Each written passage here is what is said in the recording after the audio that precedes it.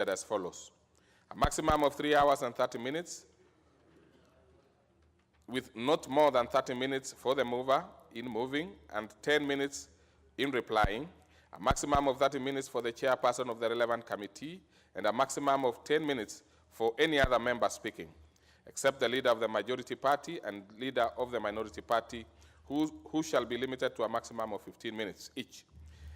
And priority in speaking be accorded to the leader of the majority party and leader of minority party and chairperson of the relevant departmental committee in that order.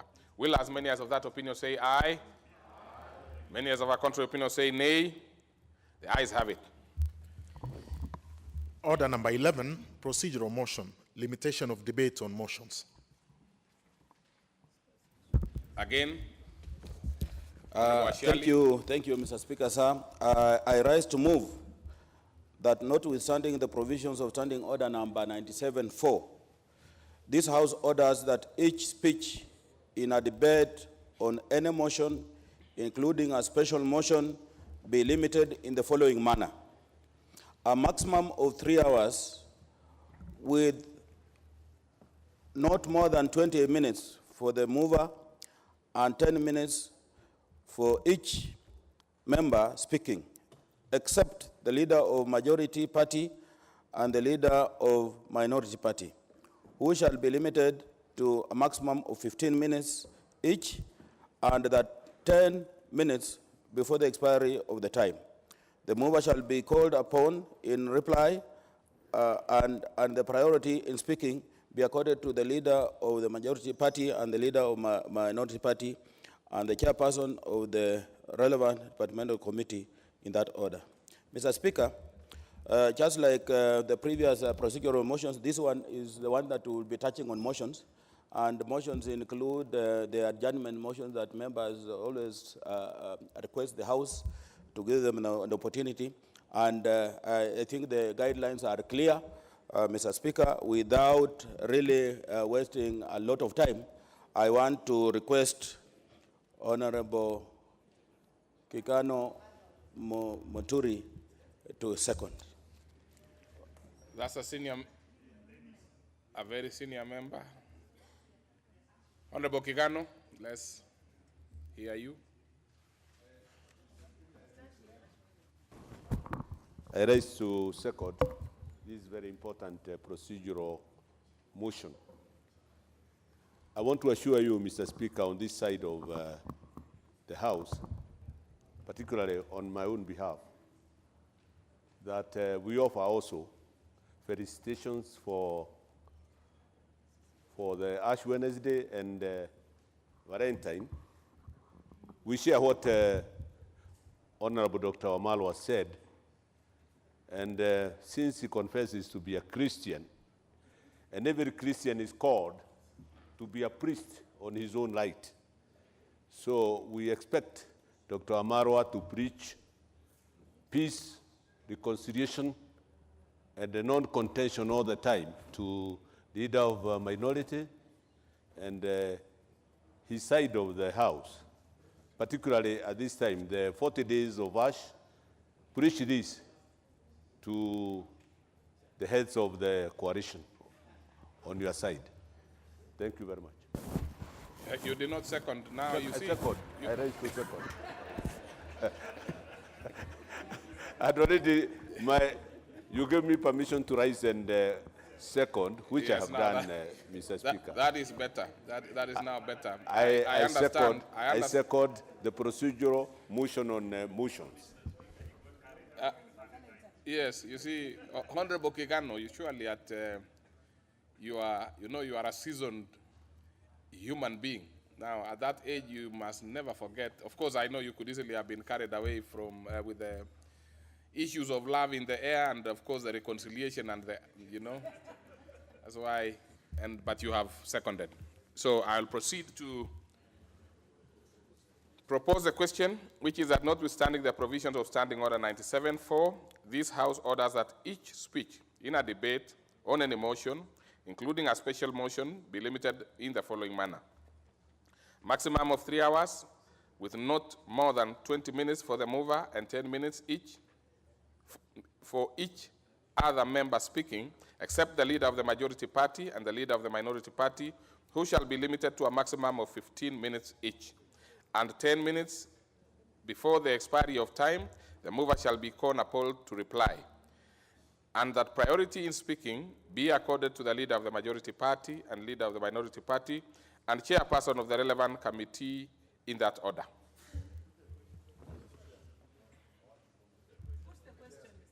The members are in a lot of hurry. These House orders that debate on any motion for adjournment of the House to a day other than the next normal sitting day in accordance with the calendar of the Assembly be limited to a maximum of 3 hours with not more than 5 minutes for each member speaking, except the leader of the majority party and the leader of the minority party, who shall be limited to a maximum of 10 minutes each, and that priority be accorded to the leader of majority party and leader of minority party in that order, provided that when the period of recess proposed by such motion does not exceed 10 days, the debate shall be limited to a maximum of 30 minutes and shall be strictly confined to the question of adjournment.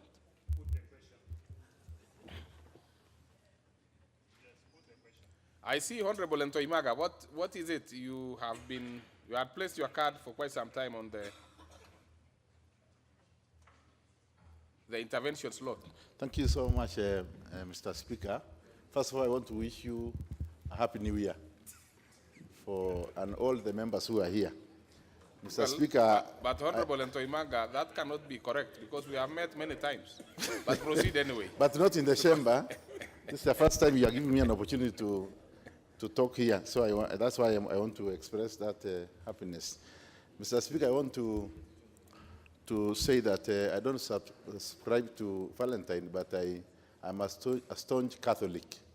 And as other members have said, I recognize and I believe in the Ash Wednesday. This is a very important day for Catholics. This is the time we do penance, we repent for 40 days, just like Jesus Christ went to the wilderness for 40 days, because we expect that during Passover or the Easter Sunday, we believe that Christ will rise and forgive our sins. That notwithstanding, I want to support this motion, and I want to say that this House is great, and it has to make its own calendar, especially during this new session. And I want to say that we need to work together as leaders. This is a new year.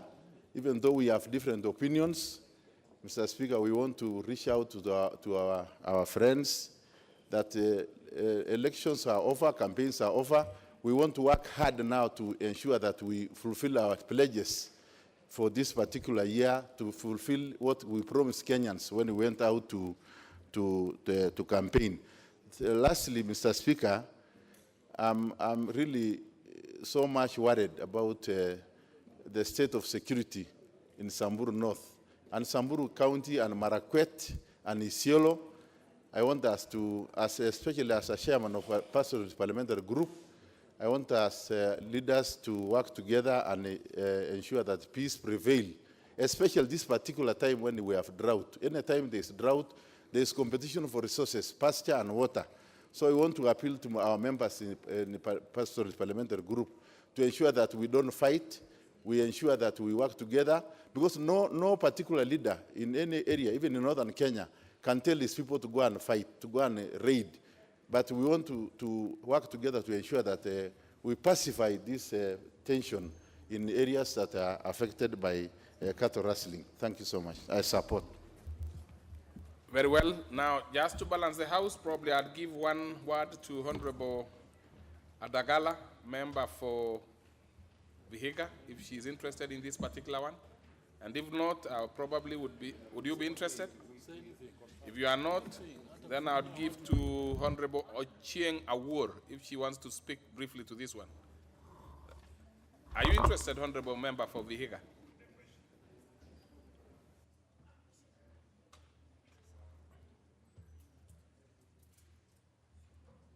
I'm trying to locate you. Are you interested? Maybe by a nod, let's see. In the meantime, yes, you have the mic now. Yeah, thank you, Mr. Speaker, sir. I stand here as a privilege. Thank you for giving me this time to say something as per concerning this motion. I want to say people are happy, and if this peace can prevail the way it is, even the House from the mood is showing that people are actually in love and loving each other. And this is the mood that we should have always in this House. And I want to tell members who love Valentine, continue in that mood. And the Catholics also continue in that mood. And that mood, if it continues, I know we are going to live harmoniously in this country and in this House. I therefore, Mr. Speaker, sir, stand to also add my voice on this, and I support Thank you. the motion. Thank you. So I will put the question, which is that notwithstanding provisions of Standing Order 97-4, this House orders a debate on any motion for the adjournment of the House to a day other than the next normal sitting day in accordance with the calendar of the Assembly be limited to a maximum of 3 hours with not more than 5 minutes for each member speaking, except the leader of the majority party and leader of minority party, who shall be limited to a maximum of 10 minutes each, and priority be accorded to the leader of majority party and leader of minority party in that order, provided that when the period of recess proposed by any such motion does not exceed 10 days, the debate shall be limited to a maximum of 30 minutes and shall be strictly confined to the question of adjournment. Will as many as of that opinion say aye? Aye. Many as of a contrary opinion say nay? The ayes have it. Order number 16, motion. Honorable members, on that particular one, is that the same? Yes. Just a minute.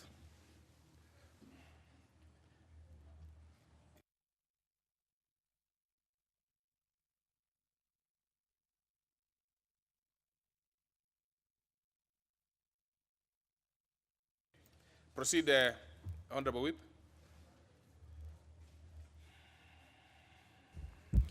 Thank you, Mr. Speaker and public officers. This House resolves to extend the period for consideration of the nominees submitted by the President for appointment to the offices of Principal Secretaries, High Commissioners, and Ambassadors for the period, for a further period of 14 days from 14th February 2018. Mr. Speaker,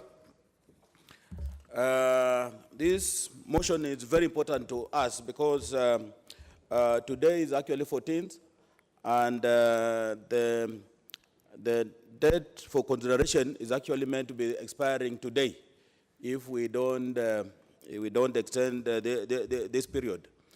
And given that a number of nominees have not even reached the committee levels, many committees have not even been able to vet these principal secretaries. I think, Mr. Speaker, this is very important, and I want to urge colleagues to support this motion so that we can extend this period by another 14 days so that we can give opportunities and 14 days. Then again, we will need to come back to this House to extend further period, which I think, Mr. Speaker, as the leadership, we shall be reluctant. There is the aspect of vetting, and there is also the aspect of report writing, which you may have to seek permission from the Speaker to retreat and write a report. And that actually takes time because some of the issues raised by the candidates requires a lot of time to look at so that we can have credible officials being admitted or rather hired in these positions. Therefore, Mr. Speaker, I want to move because it's very clear, and by the way, this is a very, very important motion. because without which, then we will not be able to even get the opportunity to vet the people who have already been nominated. Therefore, I want to move and ask my good brother, Honorable Murungaru, to second. Thank you. Honorable Murungaru. Thank you. Thank you. Thank you, Mr. Speaker, sir. My correct name is Gitonga Murugara, MP Tharaka. I rise to support, to second the motion, a very crucial motion that touches both on the executive and on the parliament. The motion seeks to have the time limited by statute, which ends today, extended for another 14 days. This is to enable the chief executive of the country to deliver to Parliament the names of the appointees to be vetted and passed. It is important that this House considers those names. It is important that this House prepares a report in accordance with its mandate, and it's important that that list is actually passed over so that the appointments are effected. It is also very important that the government is put in place, because we as members of Parliament require these government officers in the offices so that we can consult with them, we can visit them, we can actually do all that relates to those offices regarding our various constituencies. It's important, I speak for my own constituency, Tharaka, that there is a drought in the constituency, and I got to speak to the Minister for Devolution and the PSO appointed. There is a shortage of water as rivers are drying up because of drought. Again, we need to consult the government regarding that. There is insecurity because of cattle rustling and banditry activities. It is vitally important that the government is in place and these issues are tackled. Therefore, this is a crucial motion. Another 14 days to ensure that we vet the appointees and we submit a report so that these appointees are appointed by the chief executive of the country and they get working.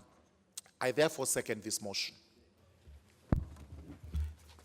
Honorable members, I will propose a question, which is that pursuant to the provisions of Section 13 of the Public Appointments Parliamentary Approval Act relating to extension of period for consideration of nominees for appointment to state and public offices, this House resolves to extend the period for consideration of the nominees submitted by the President for appointment to the offices of Principal Secretaries, High Commissioners, and Ambassadors by a further period of 14 days from 14 February 2018.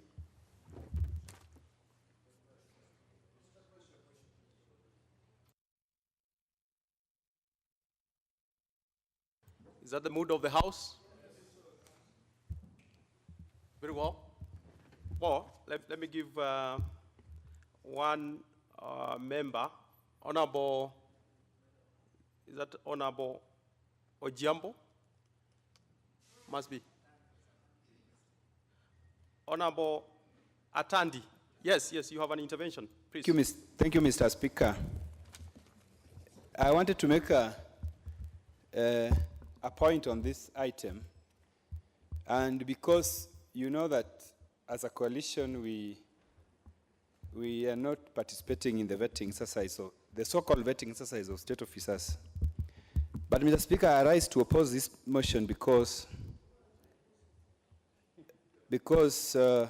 in my view, what is happening with this so-called vetting, based on my observation, is that it is not vetting.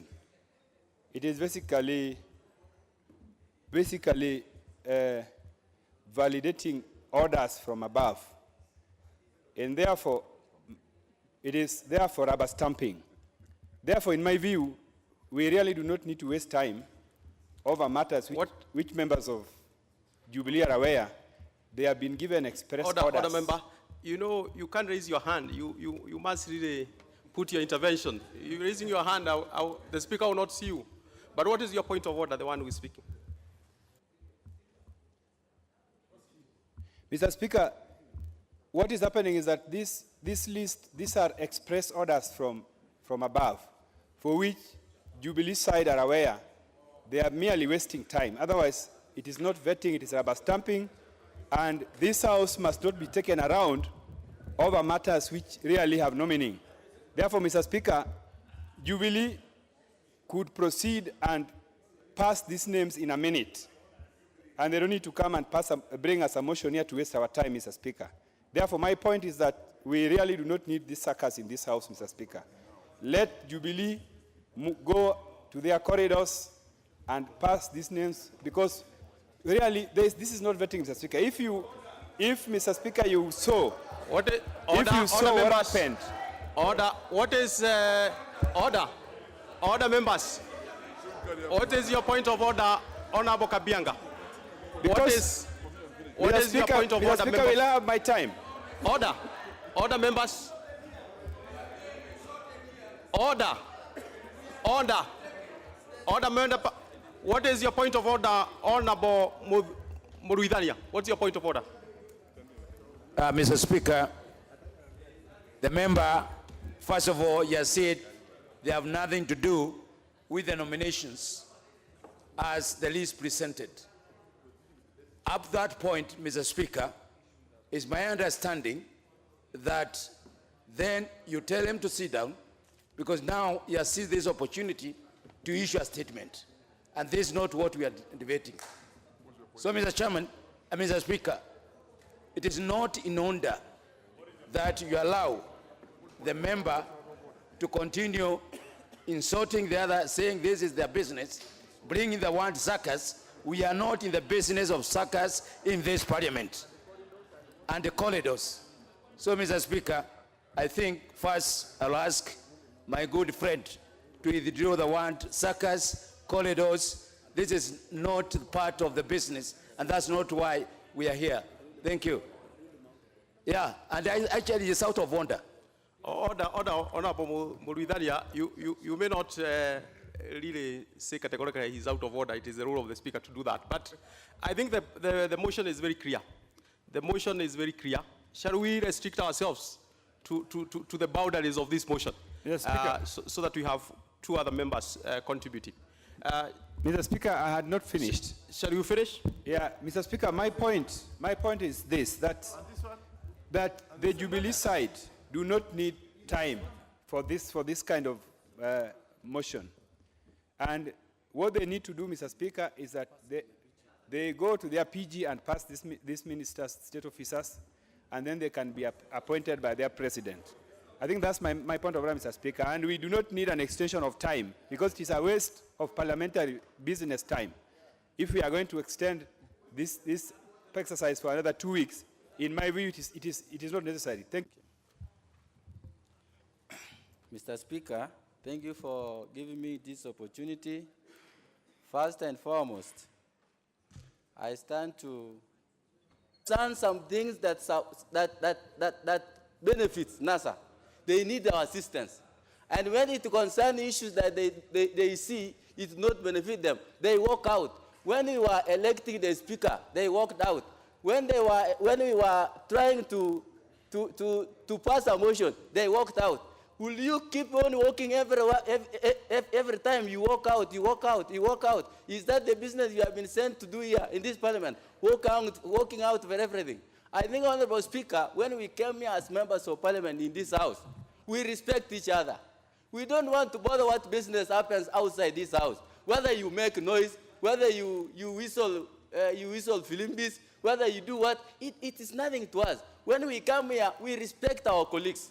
We want to do anything that's constitutional. And I think it does not matter, Honorable Speaker, when we say, Honorable Speaker, this is what I'm saying. We have to respect each other in this house. It is not the issue of Jubilee. It is not the issue of NASA. It is members of parliament. And anything we are doing here is constitutional. So I support this motion of extension of this appointment. We want to vet these PSS because these PSS are coming to serve us. We want to vet them. We want to have enough time to ensure these are the right officers who will serve Kenyans. We do not want to rush. We do not want to make it an issue of Jubilee or NASA. These are people who are serving Kenyans. They are not coming to serve us alone. So we want to take time as members of parliament to ensure these the right officers who will serve Kenyans. Not serving NASA, not serving Jubilee, but Kenyans, people who brought us into this parliament. Honorable members, just to remind you, if you raise your hand and say point of order and you haven't done an intervention, you will not get a chance. But, and then, honorable members, it is also important to know and to check this motion. Let us not anticipate debate of the report.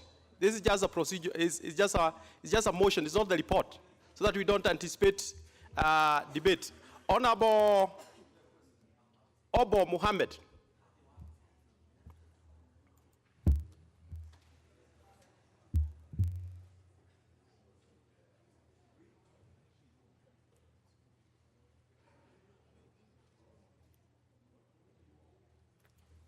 Shall we give her the mic?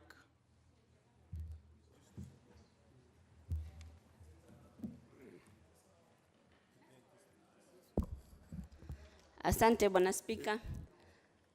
Mimi pia ningeunga mkono muda uongezwe kwa sababu hawa mawaziri tunahitaji sana.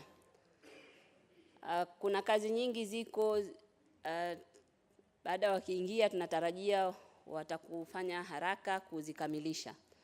Mfano leo watu wamezungumzia siku ya kupendana kwa maarufu Valentine. Tuheshimiane, mimi niko na bwanangu sikuja kutafuta wanaume hapa. Speaker, I am a married woman Nimekuja hapa sikuja kupendwa mimi. Umeniambia nimenipenda nini? Tuheshimiane. Na nimetumwa hapa na kaunti ya Lamu. Aya, Speaker, mimi langu namhurumia sana mama na watoto wa pilot marubani wawili walioko South Sudan walioshikwa hii siku. Leo watu wanafurahia Valentine, wao wanahuzunika.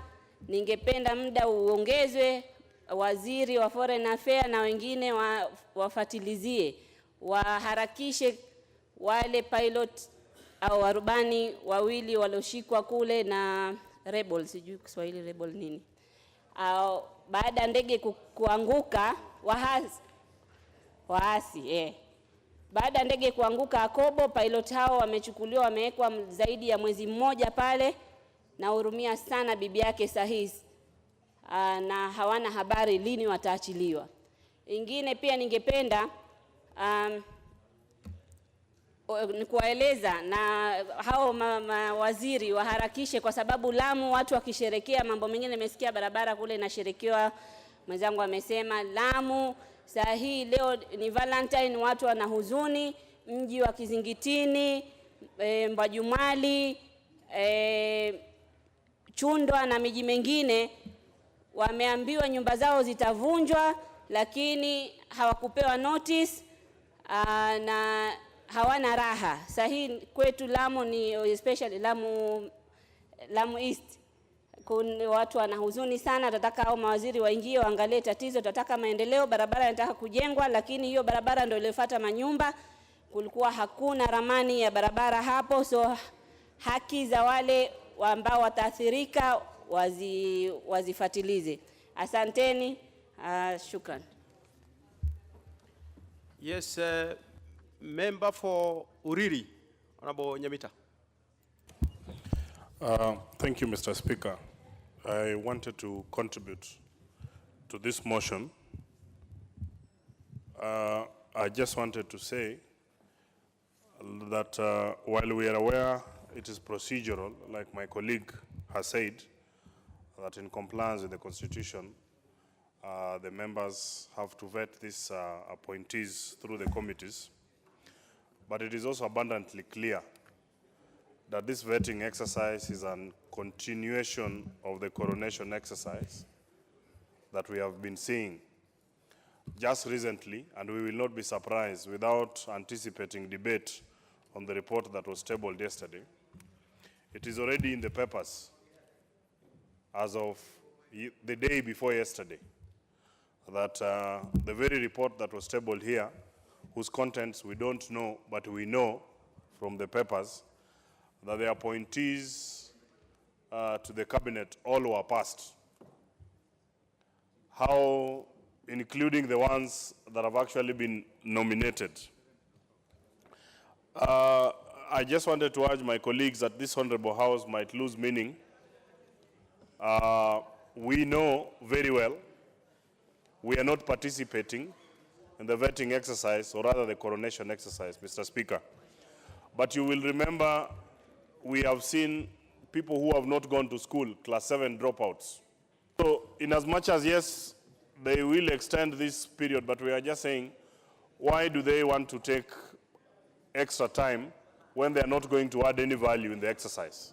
When they are going to be called and told this is a list that is actually going to be passed. Why do we want to extend? Why don't they just bring the names, they pass them, and we go on? Instead of coming here and telling us they want to go on vetting when we clearly know there is no vetting. There is no single person on the Jubilee side with balls enough even to stand and tell the president that the appointees that you have made, some of them don't fit the bill. When they all go there, they only sit, listen. Gojiri, what is it? Asanti Bwana Spika kwa kunipa nafasi hiyo. Ningetaka kwanza kusimama kuunga mkono kwa kuweza kuweka mikakati ambayo inawekwa katika bunge. He is on a point of order. He cannot purport. Mr. Speaker.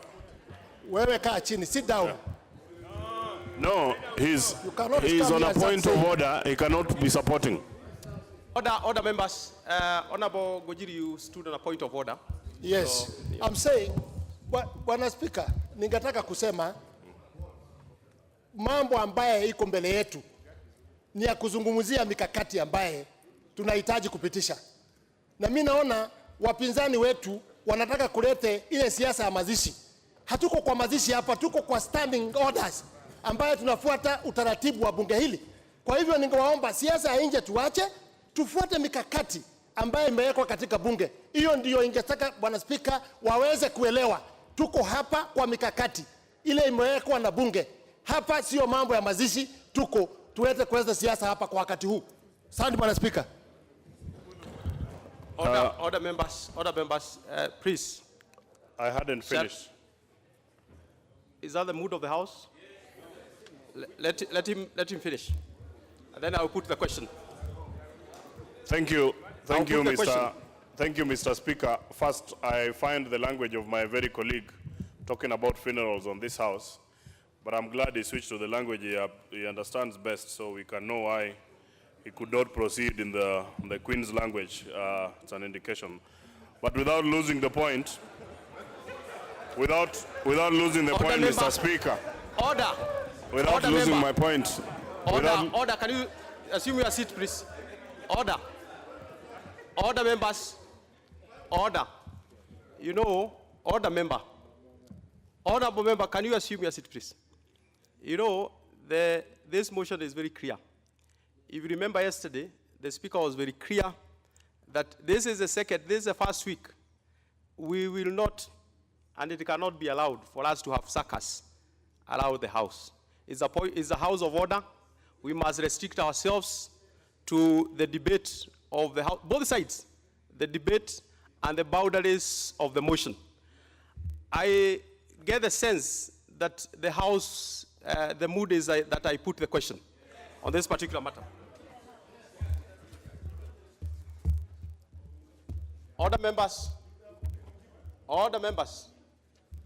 I will put the question, which is that pursuant to the provisions of Section 13 of the Public Appointments Parliamentary Approval Act relating to extension of period for consideration of nominees for appointment to state and public offices, this House resolves to extend the period for consideration of the nominees submitted by the President for appointment to the offices of Principal Secretaries, High Commissioners, and Ambassadors by a further period of 14 days from 14th February 2018. Will as many as are of that opinion say aye? Aye. Will as many as are of the contrary opinion say nay? Nay. The ayes have it. Next order.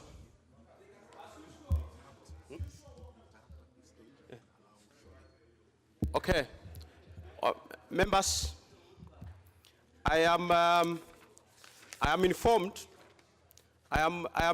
that as we were reading the items as the House was starting, there was a notice of motion that was to be given by the chair of delegated registration. I want to say next time I will use my discretion to allow that notice of motion, but I want to say very clearly that this may not be allowed. When the notice of motion is called, the notices of motion should be given at that point. But I use my discretion to give the chair of delegated registration, Honorable Shorei, this chance to give that notice of motion.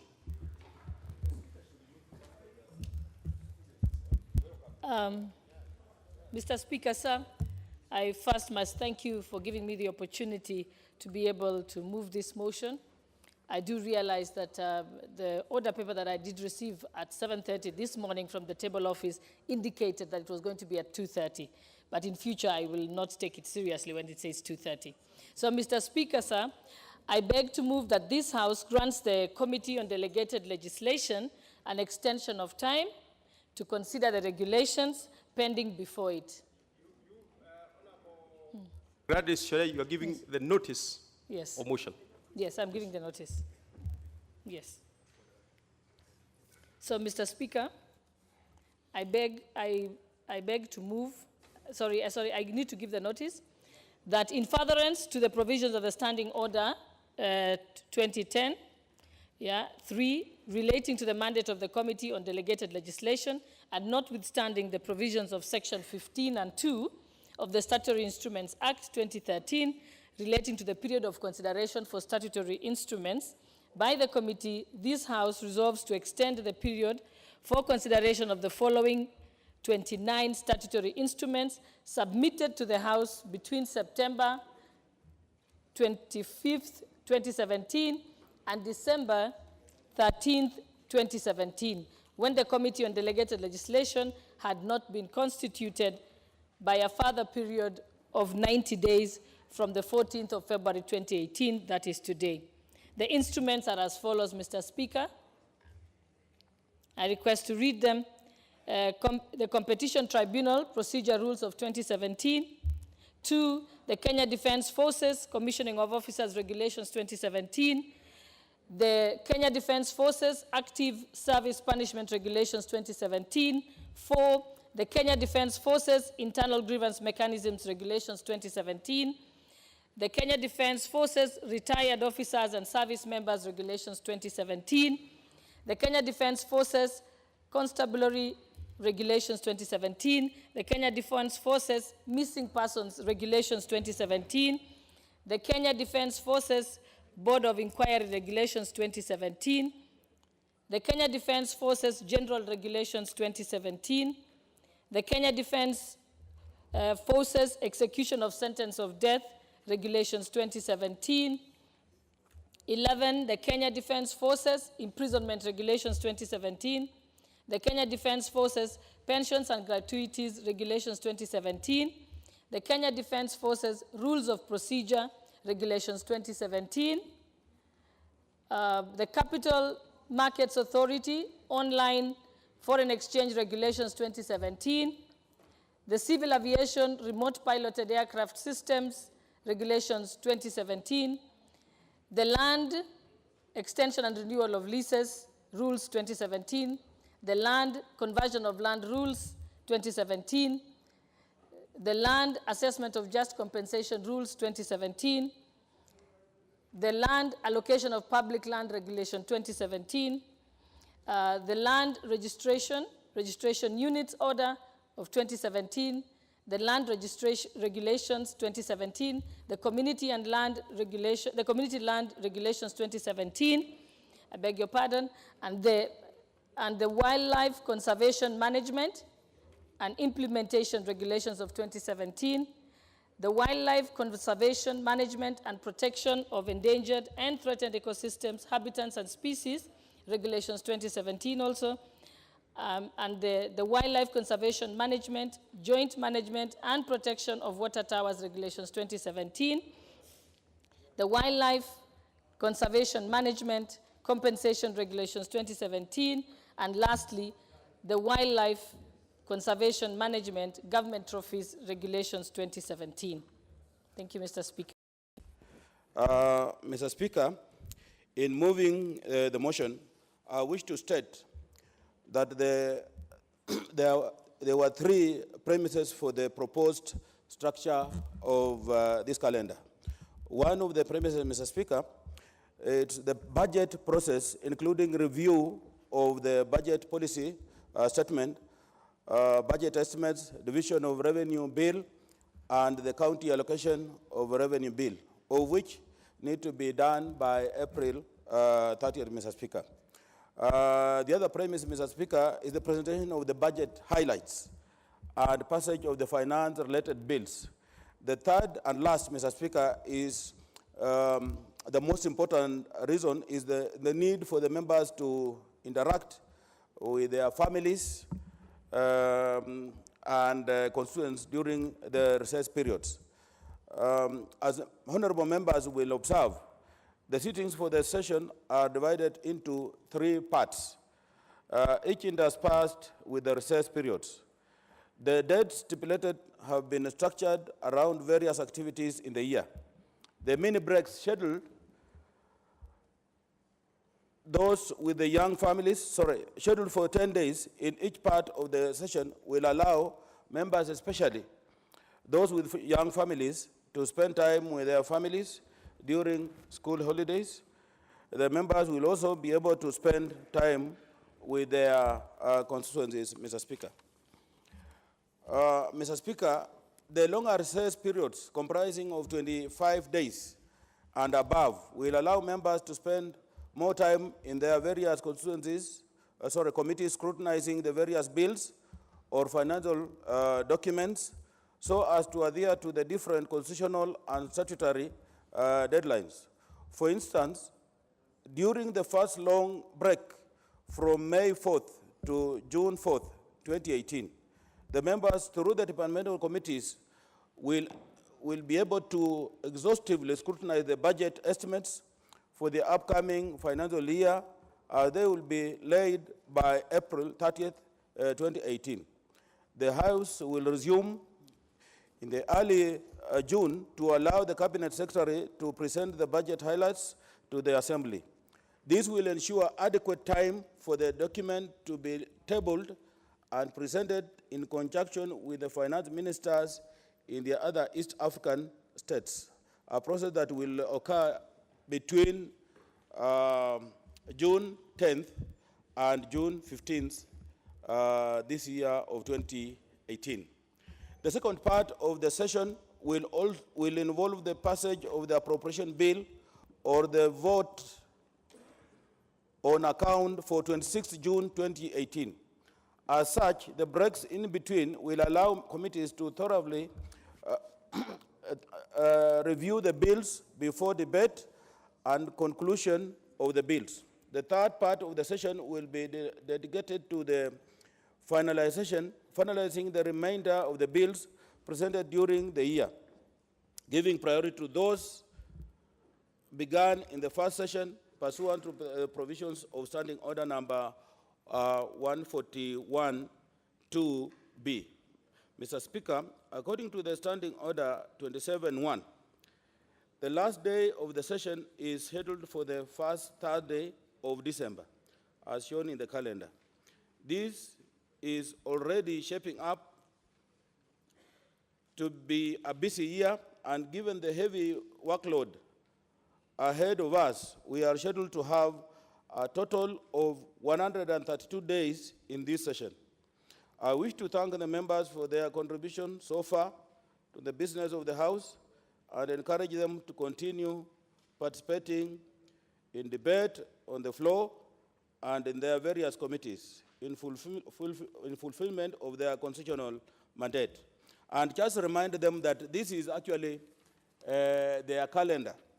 And if any member in this House feels strongly that the budget, the calendar as presented, may interfere with any business of the House adversely, such that then he can convince the rest of us to alter. I want to assure you that this is a proposal and that we are waiting to listen to any adjustments, if any. Otherwise, I want to request members to support this calendar. This calendar has been considered, just like I was moving, it has considered quite a number of other things, and it is also based on the historical factors. And I will just want to request you again that you support this calendar. Mr. Speaker, earlier I had heard one of our colleagues who was talking of members of a particular party. In this House, we have a majority side and a minority side, Mr. Speaker. And if minority side feels like it is not in support of any other business that we want to carry out as a House, I think the best we can do, and the best they have been doing, especially those in the minority, is to quietly accept that a procedure must be followed, and that's what we have been following, and to allow the procedure to be followed as per our standing order. Therefore, we just want to request our colleagues to be patient, because this is House business.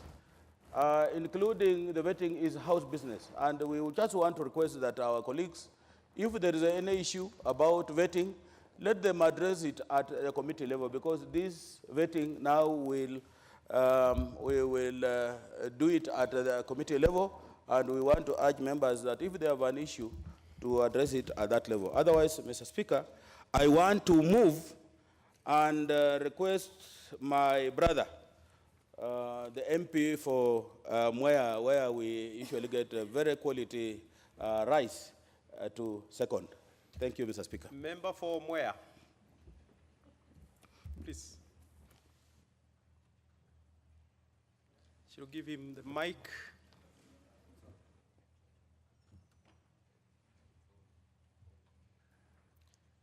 Mic working? Yes, you are on now.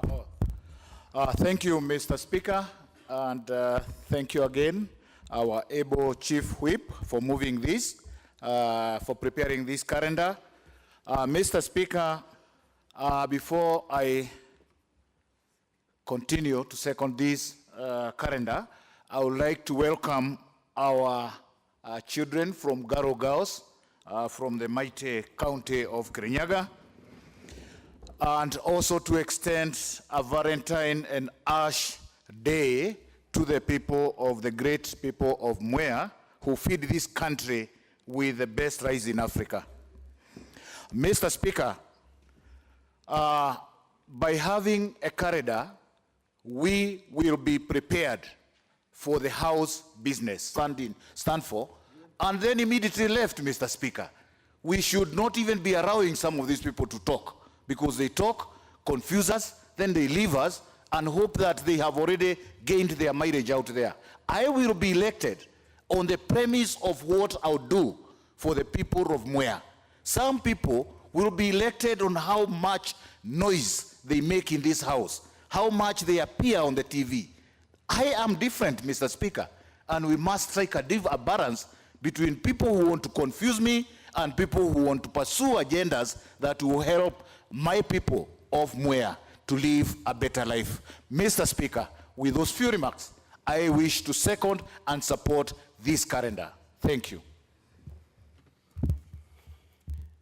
Honorable members, I will propose a question, which is that pursuant to the provisions of Standing Order 28, this House approves the calendar of the House regular sessions for the second session of the Assembly as contained in the schedule.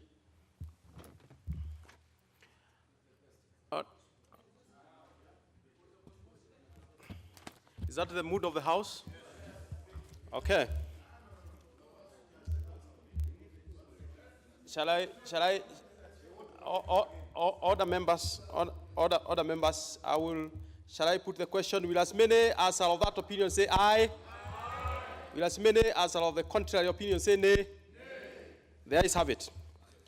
Honorable members, I will put the question, which is that pursuant to the provisions of Standing Order 28, this House approves the calendar of the House regular sessions for the second session of the Assembly as contained in the schedule. Will as many as are of that opinion say aye? Aye. Will as many as are of the contrary opinion say nay?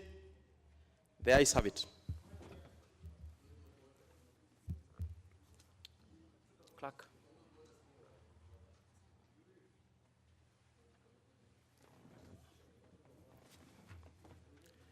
Honorable members, that being the last in the order.